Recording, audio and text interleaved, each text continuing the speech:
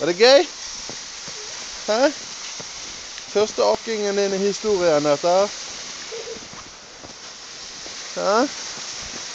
Og så der går Bettina.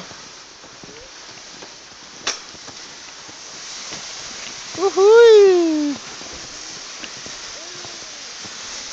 Uhuhuhui! Må svinge da. Dette er akkurat. Ja, hvem er det som har gjort her da? Eller er det vogn kanskje? Nei, det var ikke vogn.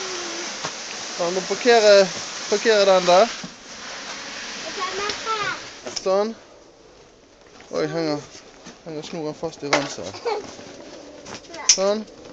Så vil vi gå inn. Kom da, Benjamin, skal vi gå inn og se hvem som er inne. Jo. Ake etterpå.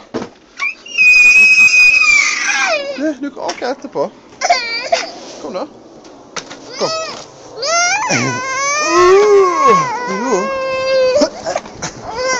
Sånn. Skal du si hei? Du sier ha det til mamma.